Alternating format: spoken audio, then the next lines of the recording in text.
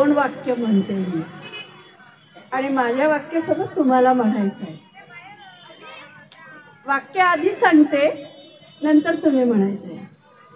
खाण तशी माती आम्ही सावित्रीच्या लेकी.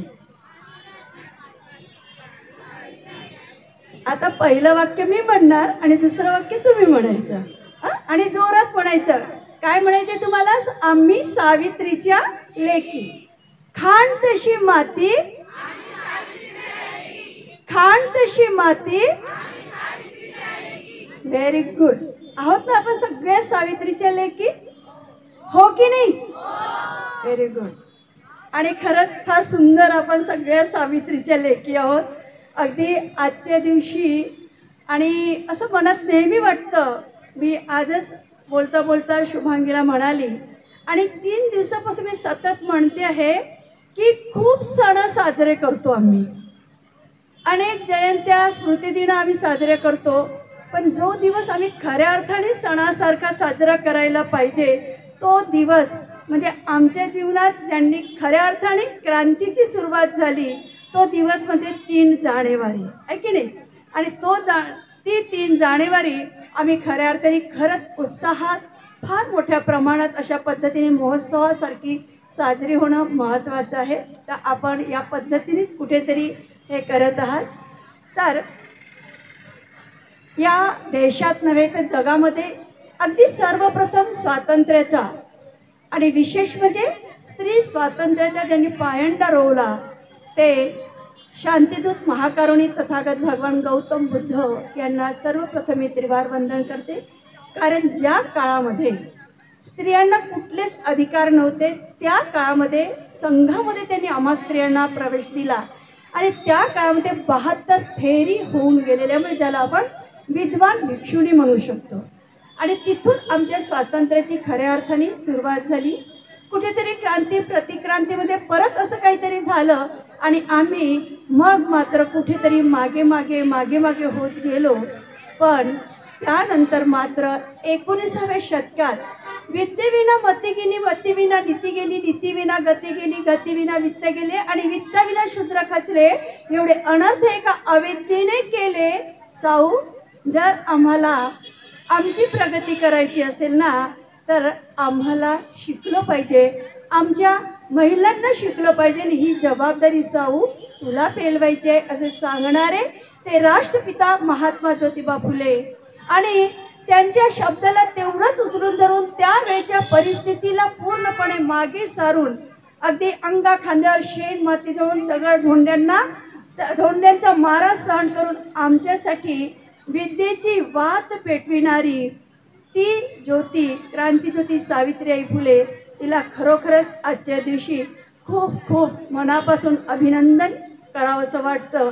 कारण आज ती होती म्हणून कुठेतरी बाबासाहेबांनी हिम्मत केली की या देशातील स्त्रियांना संविधानामध्ये अधिकार देऊन यांना बरोबरीचा दर्जा द्यायलाच पाहिजे. कारण ह्या दर्जाची सुरुवात त्याच वेळेला राष्ट्रपिता महात्मा ज्योतिबा फुले आणि क्रांतीज्योती सावित्रीबाई फुलेंनी केलेली आहे. आणि मग कुठेतरी तोच वारसा डॉक्टर बाबासाहेब आंबेडकरांनी आम्हाला संविधानात अधिकार देऊन बजावलेला आहे. अशा ह्या महान कार्यांना, महान व्यक्तिमत्वाला मी विनम्र अभिवादन करते. संथागार महिला विंग गोंदियाच्या वतीने आजचा हा जो एक कार्यक्रम या ठिकाणी 3 जानेवारीचा आपण आयोजित केलेला आहे आणि या कार्यक्रमात मला अध्यक्षीय स्थान दिलेलं आहे. फार मानाचं स्थान असतं. पण ज्यावेळेला पत्रिकेत मी पाहिलं सन्माननीय स्मिता पानसरेताईंचं नाव तेव्हा असं वाटलं की या मानाच्या खऱ्या स्थानी किंवा खऱ्या जर व्यक्ती होत्या तर त्या स्मिताताई. पण मग नंतर लक्षात आलं परत मला की अध्यक्ष जरी मानाचा असेल ना तरी तो शेवटी बोलतो. कधी कधी पेंडॉल रिकामा होऊन जातो आणि अध्यक्षाला बोलायची मग वेळ येते आणि त्याला मग सावरासावर करत बोलावं लागतं. स्मिताताईला तुम्हाला सगळ्यांना ऐकायचं होतं म्हणून त्यांना तुम्ही प्रमुख वक्ता म्हणून हे स्थान दिलं. फार चांगलं केलं आणि आनंद याचाही वाटतो की शेवटच्या अध्यक्षस्थानापर्यंत तुम्ही तेवढंच पेंडॉल भरून ठेवलेलं आहे. याचा खरोखरच आनंद वाटतो.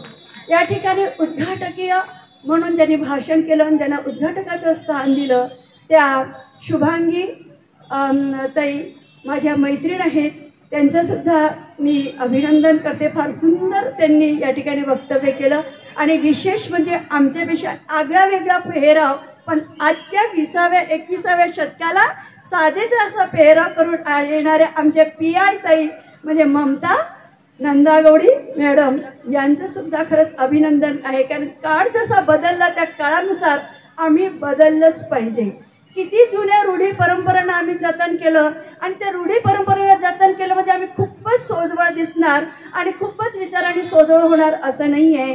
कधी कधी पेहराव हा सुद्धा आमच्या विचारांच्या कुठेतरी क्रांतीला बदल देणारा ठरत असतो. तर आपण सर्व या ठिकाणी आम्हा सर्वांचं फार छान पद्धतीने स्वागत केलं आणि विशेष म्हणजे मला आनंद असा वाटला की आपण मध्ये मध्ये मात्र सगळ्यांचं स्वागत करत राहिले. बरेचदा अनेक कार्यक्रमामध्ये काय होतं ना, एका वेळेला कार्यक्रमामध्ये त्यांचं सगळ्यांचं स्वागत केलं जातं किंवा शेवटी केलं जातं. पण हे फार चांगलं झालं की मध्ये सर्वांना तुम्ही गुंतवून ठेवलं, आम्हालाही गुंतवून ठेवलं. कोणालाही असं काही वाटायला नको, सगळ्यांच्या वतीने कोणालाही नाराज करण्याचा प्रयत्न झालेला नाही. आणि हो, कार्यक्रम लग्नही म्हटलं सगळ्यांना साडी सोळी करतो तरी कोणीतरी नाराज होतं, आहे की नाही? तर एवढं आपण समजून घेऊ शकतो. असो, पण आजच्या ह्या कार्यक्रमाचं जे एक औचित्य आपण साधलेलं आहे आणि या ठिकाणी मला सविताताईंनी प्राचारण केलं. यापूर्वी मला वाटतं एक 15 पाऊण महिन्यापूर्वी मी गोंदियाला येऊन गेले आणि मग तिथे मला त्यांनी कुठेतरी ऐकलं असावं आणि मग सविताताई समता यांच्याशी तिथे भेट झाली. समताला वगैरे मी काही ओळखत नव्हती, पण तिथे बघा कधी कधी हे कार्यक्रम कसे मैत्रीचे निर्माण होऊन जातात नाही का. तर कुठेतरी विचारांची आदानप्रदानता, एका विचाराने आपण जुळतो आणि मग कुठेतरी मैत्रीचं नातं आपलं निर्माण होतं. आता ममताला कुठे मी ओळखत होते, पण त्याला एका डायसवर एका विचाराने आपण एकत्र आलो. कुठेतरी आम्ही सावित्रीच्या लेकी म्हणून आपण एकत्र आलो. स्मिताताईला मी नावाने ओळखत होते, स्मिताताई मला ओळखत नव्हत्या. कदाचित स्मिताताईला कदाचित एखाद्या वेळेला माधुरी पण आठवेल, कारण एका विचाराने समविचाराने आपण जुळतोय. तर हे समविचारसुद्धा कधी कधी आपल्यामध्ये एक कुटुंब निर्माण करत असतात आणि हे एक आपल्या सावित्रीच्या लेकींचं, आपल्या भीमाच्या लेकींचं हे कुटुंब आहे की या कुटुंबामुळेच आज आपण या सीटपासून तर त्या सीटपर्यंत आताही जवळपास या ठिकाणी टिकून आहात आणि पुढे सुद्धा टिकून आहात. माझ्या अध्यक्ष भाषणात बोलत असताना मला काही विषय पण दिलेला आहे. त्या विषयाला जरी मला विषय दिला नसता तरी मी तो विषय नक्कीच हाताळलेला असता, कारण माझ्या भाषणाचा विषयच तो असतो. आम्ही विज्ञानवादी पुरोगामी कधी होणार. आपण या ठिकाणी सर्व लोक आहात, आपण सगळ्या महिला आहात, आपण कुठेतरी पुरोगामी विचारांचे आहात, कुठेतरी विज्ञानवादी आहात, कुठे ते पूर्णपणे नसाल पण कुठेतरी ते रूट्स आपल्यामध्ये कुठेतरी भिनलेले आहेत आणि म्हणून कदाचित आपण आजच्या ह्या दिनी या ठिकाणी उपस्थित आहोत. सावित्रीबाईंचा त्याग जर आम्ही त्यावेळेला पाहिला तर सावित्रीबाईंच्या संदर्भामध्ये मामा परमानंद म्हणतात, काय त्या सावित्रीचं वर्णावं, त्या सावित्रीचे किती वर्णन करावं. ज्योतिबापेक्षाही सावित्रीचं कार्य खरोखरच वाखाणण्यासारखं आहे. हे कोण म्हणतात? मामा परमानंद म्हणतात. ते म्हणतात या कालावधीमध्ये कितीतरी उच्चवर्णीयांच्या स्त्रिया शिकलेल्या आहेत, परंतु जे उच्चवर्णीयांना जमलं नाही ते मात्र ह्या सावित्रीने ज्योतिबाच्या सोबत राहून केलेला आहे. तो त्याग तिने सोसलेला आहे. हे सर्वसामान्य उच्चवर्णीय स्त्रियांना सुद्धा जमलेलं नाही. म्हणजे आमची सावित्री उच्चवर्णीय नव्हती तर ती बहुजन समाजातील होती. आम्ही सर्व बहुजन वर्ग. बाबासाहेबांच्या शब्दात जर म्हटलं तर कितीतरी ह्या जातींना 3 शब्दात गुंडाळलं, OBC, बरोबर आहे की नाही? Other backward class. यामध्ये कितीतरी माझ्या भगिनी OBC असतील, मी असेल, स्मिताताई असेल, शुभांगी असेल. आम्ही अशा ह्या समाजातून आलो, पण तरीसुद्धा आम्ही सावित्रीबाई बाबासाहेबांच्या विचारांना कुठेतरी आम्ही स्वतःमध्ये स्वीकारलं आणि म्हणून आज माईक घेऊन उभे आहोत. नाहीतर मीही 3 जानेवारीच्या ऐवजी हाच नवरा जन्मोजन्मी मिळो म्हणून त्या वडाच्या भोवता गोल गोल फिरत राहिली असते, ज्या माझ्या OBC स्त्रिया आजही करतात आहे, बरोबर की नाही? पण कुठेतरी मी ते वाचलं, मला कळलं की मी ज्या समाजात जन्माला आले ज्याला आम्ही ओबीसी समाज म्हणतो, त्या समाजात जन्माला येणारी या देशातील नव्हे तर आशिया खंडातील पहिली शिक्षिका सावित्रीबाई फुले हे मला आत्तापर्यंत कळलीच नाही. म्हणजे मला कळू दिलं नाही की मी माझ्या मेंदूचा भुसा केलेला होता ह्या रूढी परंपरावादामध्ये, की मी कधी सावित्रीला वाचलंच नाही. कारण आतापर्यंत सावित्री, ज्योतिबा किंवा रमाई असेल किंवा जिजाऊ असेल ना, तर फक्त आम्हाला विहारांमध्ये दिसायचे. आतापर्यंत कितीतरी काळामध्ये त्या सावित्रीला जिवंत ठेवण्याचं आणि ज्योतिबांना खऱ्या अर्थाने जिवंत ठेवण्याचं काम केलं असेल तर ते आंबेडकरी समुदायातील विहारामध्ये आम्हाला दिसतं. हे शुभांगी बोललेले, त्यात असत्य काहीही नाही आहे. आज आमची मोठी मोठी मंदिरं तयार झालेली आहे. आम्ही नवरात्रीच्या 9 रंगाच्या साड्या घालून मस्त मिरवतो आहे. पण ज्या सावित्रीमुळे आम्ही पुरोगामी म्हणण्यापेक्षा आम्ही शिकायला लागलो, नटायला लागलो, थटायला लागलो, गजरे लावतो, लिपस्टिक लावतो, सगळ्या गोष्टी करायला लागलेल्या हो. अरे त्या सावित्रीची 3 जानेवारी आम्हाला माहिती नाही आहे. कालच माझी जाऊ म्हणाली, ती सॉईल सायंटिस्ट आहे चंद्रपूर जिल्ह्यात, ताई म्हणे कुठे भयान अजूनही परिस्थिती आहे. विहार, मी तिकडे याला गेले म्हणे, सर्वेला गेले, तर विहारामध्ये काही 2-3 असं छान कामं सुरू होते. काहींचे तांदूळ घासले. मी म्हटलं म्हणे की काय आहे, तर म्हणाला की मॅडम उद्या 3 जानेवारी आहे. तर मी म्हटलं म्हणे की मग तुम्ही करता का, बाकीच्या लोकांना बोलवत नाही का.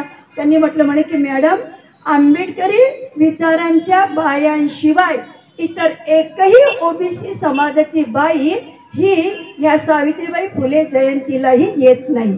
विहारात कार्यक्रम करत नाही, आम्ही शाळेच्या ग्राउंडमध्ये कार्यक्रम करतो.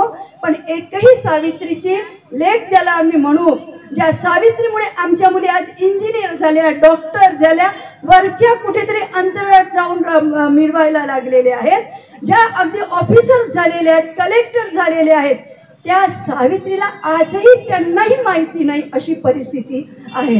म्हणजे कधी कधी असं वाटतं की थोडीफार शिक्षिका वाचतात, पण अजूनही अशा माझ्यासारख्या अनेक शिक्षिका आहेत, त्यांना काही घेणं देणं नसतं. फक्त महिन्याचा पगार उचलतो आम्ही, आणि महिन्याचा पगार उचलला, मुलांना ठरवून दिलेला पाठ्यक्रम असतो तेवढं आम्ही शिकवतो. त्याच्या पलीकडे सावित्रीचं कार्य जर पुस्तकामध्ये असेल तर तिने स्त्रियांसाठी शाळेची स्थापना केली, शाळा सुरू केली. त्याच्या पलीकडे काय, जसं आता स्मिता मॅडम म्हणाल्या की बा एवढंच सांगितलं जातं, पण त्याच्यामध्ये कितीतरी इतिहास आहे. या इतिहासाकडे मात्र कधीच आम्ही लक्ष करत नाही किंवा मुद्दाम लक्ष करून दिल्या जात नाही. होतं वेदामध्ये, पिता रक्षति कौमारे, भर्ता रक्षति यौवने, रक्षति स्थवीर पुत्रा, न स्त्री स्वातंत्र्य महर्ती. आजही हीच मानसिकता आहे आमची. पिता रक्षति कौमारे म्हणजे कुमार वयामध्ये बापाने तिचं रक्षण करायचं, लग्न झालं तर यौवनामध्ये नवऱ्याने रक्षण करायचं, म्हातारा झालं तर पोराने तिचं रक्षण करायचं. का तर न स्त्री स्वातंत्र्य महर्ती, कारण ती स्वतंत्रपणे जीवन जगण्याच्या लायकीची नाही, हे म्हणून त्यावेळेला लिहिलं. आता आम्ही म्हणतो आता कुठे असं राहिलं, पण नाही. जसं स्मिताताई आणि शुभांगी पण बोलले त्याला, आणि मला वाटतं ममता ह्यावर बोलले की आम्ही आमच्या कुटुंबापासून जरी विचार केला ना तर कुठेतरी वाटतं की याची बीज आजही आमच्या कुटुंबात, आमच्या समाजात रोवलेली आम्हाला दिसत आहेत. मग यासाठी आम्ही काय करायला पाहिजे, यासाठी आम्हा स्त्रियांची सर्वात महत्त्वाची भूमिका आहे. त्या कालावधीमध्ये जिजाऊ घडलेली आहे. ती जिजाऊ ज्या कालावधीमध्ये स्त्रियांना कुठलेच अधिकार नव्हते, त्या कालावधीमध्ये त्या जिजाऊनी आपल्या मुलाला या देशातील, या राष्ट्राचा छत्रपती कसा असावा हे समजावून सांगते. ती त्या ठिकाणी सांगते आहे की तुला या देशामध्ये तुझ्या स्त्रियांचा सन्मान व्हायला पाहिजे. ती त्यावेळेला सांगते की जर एखाद्या पुरुषाने त्या एखाद्या स्त्रीवर बलात्कार केला असेल तर त्याचं अव्य कापण्याचं काम, तुला एवढी शिक्षा तुला दिली पाहिजे. आज रोज आमच्या इथे बलात्कार होताना दिसतात आहे. आम्ही म्हणतो आहे की आम्ही शिकलो, आता कुठे असा प्रकार घडतोय. पण आत्ताच स्मिताताई म्हणाल्या आजही आमची आसिफा रडत आहे, आजही आमची हातरसची मुलगी रडत आहे, आजही माझी छाती धडधडते आहे. जर माझी मुलगी घराच्या बाहेर पडली असेल आणि 8 वाजले असतील आणि ती जर घरी लवकर आली नसेल तर भीती वाटायला लागते, काय ती सुरक्षित घरी परत येईल ना. ही आजही आमची परिस्थिती आहे. अगदी बरोबर आहे. आज आम्ही म्हणतोय की 6 वाजे बेटा ट्युशनला जाते आणि 7 वाजेच्या बरीकडे ते ट्युशन बिशन काही नको, घरीच अभ्यास कर. कशाला उगाचच अंधारापर्यंत येत बसायचं. आणि मुलाची 8 ते 9 वाजेपर्यंत ट्युशन असली तरी आम्हाला काही वाटत नाही. का असं आम्हाला वाटतं? याच्या पाठीमागे कारण हे जे सामाजिक वातावरण आहे, हे सामाजिक वातावरण या पद्धतीचं आहे. थोडंसं आम्ही काढतो 175-76 वर्षापूर्वीचा 1 जानेवारी सगळ्यांनी साजरी केली, नवीन वर्ष साजरं केलं. पण ते नवीन वर्ष, ते 1 जानेवारी आमच्या जीवनामध्ये, आमच्या जीवनाला केवढं मोठं क्रांती घडवणारी होती. किती लोकांना माहिती असेल? व्हेरी गुड, अनेक लोकांना माहिती आहे. त्या 1 जानेवारीने आमच्या जीवनाचा पूर्ण कायापालट केलेला आहे, इतिहासाचा कायापालट केलेला आहे. आम्हाला फक्त 1 जानेवारी माहिती असतं, 31 जुनं गेलं नवीन आलं, लावाडीचे नाचा, बस. त्याच्या पलीकडे काही माहिती नसतं. पण आम्हाला अजूनही इथे आहेत लेडीज, त्यांनी हात वर केला, हो आम्हाला 1 जानेवारी माहीत आहे की ज्या दिवशी महात्मा ज्योतिबा फुले आणि सावित्रीबाई फुले यांनी या संपूर्ण रूढी परंपरांना झुगारून त्या दिवशी तुमच्यासाठी, माझ्यासाठी या शिक्षणाची दारं ओपन केली आणि प्रथम मी त्या ठिकाणी प्रवेश केला. आज मी आईच्या गर्भातून जरी जन्म घेतला असेल तरी आज असं वाटतं मला घडवणारी खरी आई असेल तर ती आहे क्रांतिज्योती सावित्रीबाई फुले. समजा मी जन्माला आली, परिस्थिती बदललीच नसती तर काय माझी आईची हिंमत झाली असती मला शाळेत टाकायची? नसती झाली. त्या क्रांतिज्योतीने ती नीव तयार केली, तो पाया रचला, स्ट्रगल केलं आणि मग नंतर कुठेतरी आतापर्यंत ती मानसिकता आता बदलली की आज आम्हा प्रत्येकाला वाटतं की माझ्या पोरीने शाळेत गेलंच पाहिजे. याच्याही पुढे जाऊन मला असं वाटतं की माझ्या पोरीने स्वतःच्या पायावर उभं झालं पाहिजे. का? कारण परिस्थिती बदललेली आहे. आता आम्हाला त्याची गरज वाटायला लागली. कारण त्यावेळेस महात्मा ज्योतिबा फुले ज्ञानोदयला मुलाखत देताना म्हणतात आहे, महात्मा ज्योतिबा फुले म्हणतात की मनात आलं की स्त्रियांमुळे पुरुषांची आणि मुलांची जडणघडण ही चांगली होते. आणि ज्या देशाला आणि समाजाला जर स्वतःचा विकास घडवायचा असेल ना तर त्यांनी स्त्रियांना विद्या दिली पाहिजे. हे ज्ञानोदयला ज्या वेळेला त्यांनी शाळा सुरू केली आणि ज्ञानोदय वृत्तपत्र त्यांची मुलाखत घेतात की तुम्हाला असं का वाटलं, म्हणजे आतापर्यंत कोणी हिंमत केली नाही. शाळा सुरू झालेल्या होत्या इंग्रजी मिशनरींच्या, पण स्त्रिया मात्र शाळेत गेलेल्या नव्हत्या. आणि त्यातही बहुजनांच्या स्त्रिया, ब्राह्मणांच्या 1-2 स्त्रिया जात असतील पण बहुजन समाजाच्या स्त्रिया अजिबात नाही. आणि तुम्हाला असं का वाटलं यांच्यासाठी शाळा सुरू करावी? त्यावेळेला ज्ञानोदयला मुलाखत देताना ते ज्योतिबा सांगतात की सर्वात जास्त संस्कार कुटुंबामध्ये आईचे मुलांवर होत असतात. आणि आई जर खऱ्या अर्थाने संस्कारी असेल तर ते कुटुंब संस्कारी होतं. कुटुंब संस्कारी झालं तर समाज संस्कारी होतो आणि समाज संस्कारी झालं तर देश संस्कारी होतो, म्हणजे देशाचा विकास होतो. म्हणजे बघा, आम्ही स्त्रिया ह्या देशाच्या विकासासाठी अत्यंत महत्त्वपूर्ण आहोत हे ज्योतिबांनी त्यावेळेला सांगितलं. आणि म्हणून मग त्यांनी आमच्यासाठी शाळेची सुरुवात केली. पुण्याला जाऊन पाहिलं, मध्ये काही वर्षापूर्वी पुण्याला जाण्याचा प्रसंग आला आणि मग मनात आलं चला आपण भिडेवाड्याला भेट द्यावी, म्हणून आम्ही भिडेवाड्याला गेलो. इतकी वाईट परिस्थिती वाटली. त्या भिडेवाड्याला जाताना पूर्ण तुटलेलं ते, आणि आम्ही तिथून त्या तुटक्या पायऱ्यांवरनं वर गेलो आणि असं इकडे भिडेवाडा आणि इतके मोठं गणपतीचं मंदिर सोन्याचं वलय लावलेलं. आमच्या स्त्रिया भिडेवाड्याकडे पाठ ठेवतात आणि इकडे गणपतीला नमन करतात. आमच्या शिकलेल्या स्त्रिया, म्हणजे आम्ही ज्यांच्या भरोशावर शिकलो ती आमची पहिली शाळा शासनाने कदाचित मुद्दाम तशीच ठेवली असेल. आणि त्यावेळच्या मनोवादी मानसिकतेच्या लोकांनी मुद्दाम ते तिथे मंदिर बांधलं असावं की तुम्ही याच्याकडे पाठ करा आणि याच्याकडे तोंड करा. आणि आम्ही आमच्या मेंदूचा भुसा बनवला आणि आम्ही तेच करत बसलो.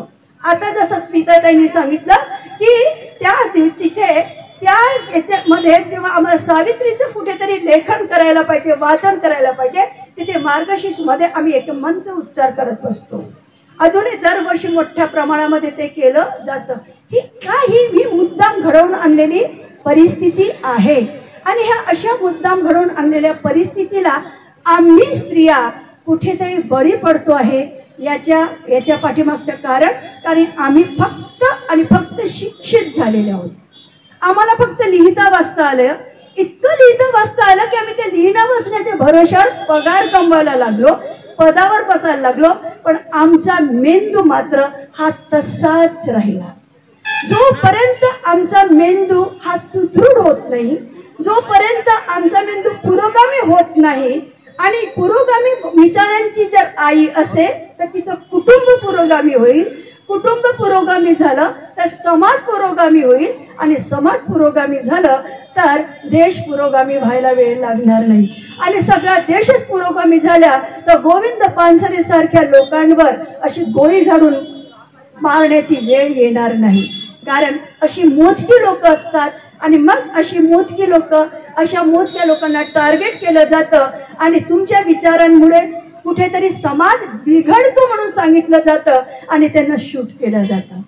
पण तरीही ते कार्य स्मिताताई आजही पार पाडत आहे.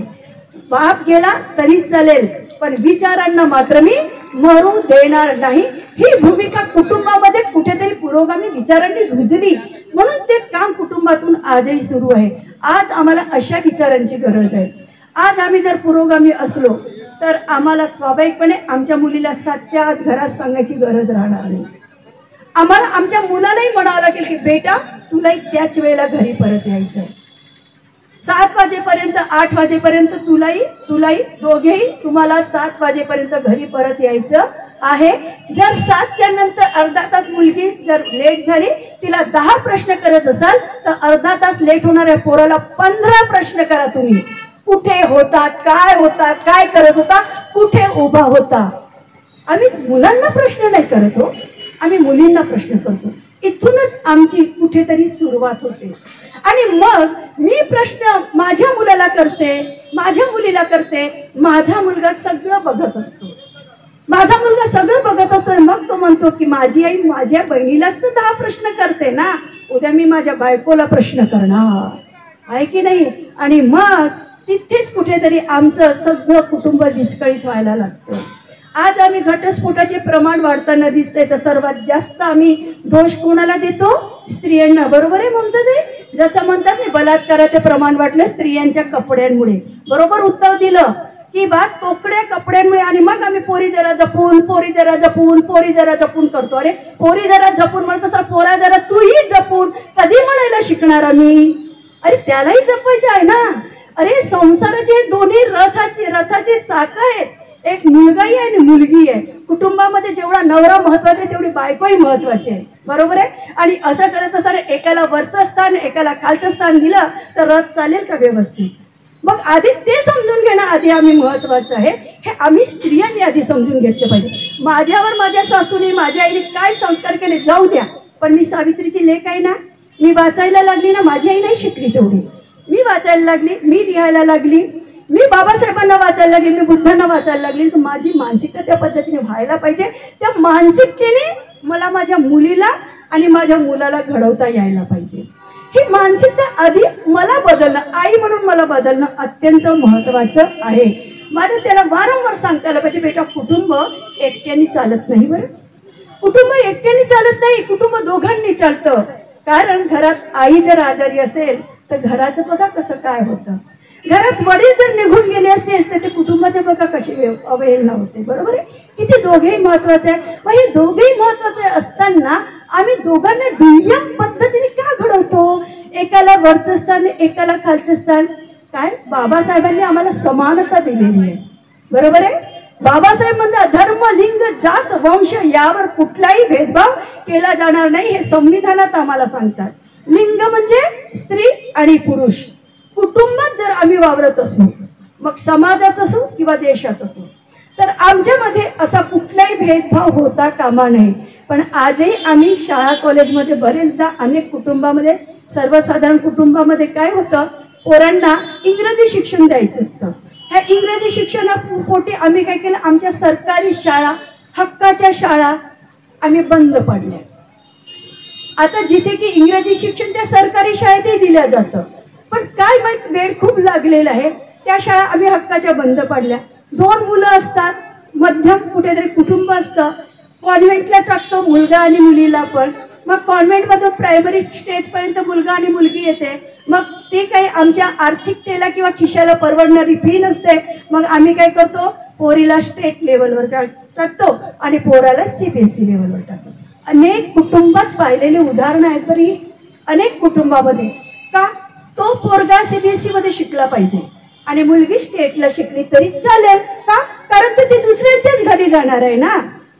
का मग तिने चांगलं शिक्षण घ्यायला नको का? का आम्ही असा भेदभाव करतो? हे पण महत्व. मग ही आई आणि वडील म्हणूनच आम्ही भेदाला सुरुवात करतोय. असं जर होत असेल तर कुठेतरी आम्हीच आमच्या संदर्भामध्ये, आमच्या समाजाच्या संदर्भामध्ये कुठेतरी भेदभाव करतोय, आमच्या विचारांच्या संदर्भामध्ये कुठेतरी भेदभाव करतोय. आम्ही कुठेतरी आमच्या सावित्रीच्या विचारांविषयी, आम्ही आमच्या बाबासाहेबांच्या विचारांची कुठेतरी प्रतारणा करतोय, असं या ठिकाणी मला तरी वाटतं. तर मैत्रिणींनो, मला असं वाटतं, आम्ही जर म्हणतोय की आम्ही सावित्रीच्या लेकी आहोत, आम्ही भीमाच्या लेकी आहोत, तर ते पुरोगामित्व, ते समानतेचं तत्व आम्हाला कुठेतरी जपता यायला पाहिजे. आम्ही जपलंच पाहिजे ते. कारण ते समानतेचं तत्व जर आम्ही आमच्या मनात जपलं तर आम्ही आमच्या कुटुंबामध्ये आमच्या मुलांवर तसे संस्कार करू. हे संस्कार आमच्या मुलांवर केले की स्वाभाविकपणे हळूहळू त्या मुलामध्ये आपल्या स्वतःच्या बहिणीविषयी आदर निर्माण होता होता तो दुसऱ्याच्या बहिणीविषयी आदर निर्माण होईल आणि दुसऱ्याच्या बहिणीविषयी आदर निर्माण होता होता त्याला समाजातील सगळ्या स्त्रियांविषयी आदर निर्माण होईल.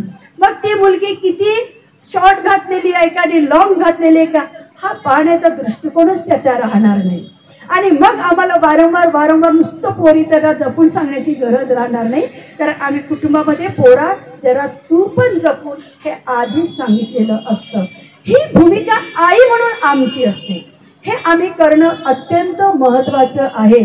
ज्या सावित्रीने त्यावेळेला, ही सावित्री म्हणजे त्यावेळची या देशातील पहिली लेखिका, पहिली शिक्षिका, पहिली कवयित्री, केवढं मोठं धाडस तिने त्यावेळेला केलं.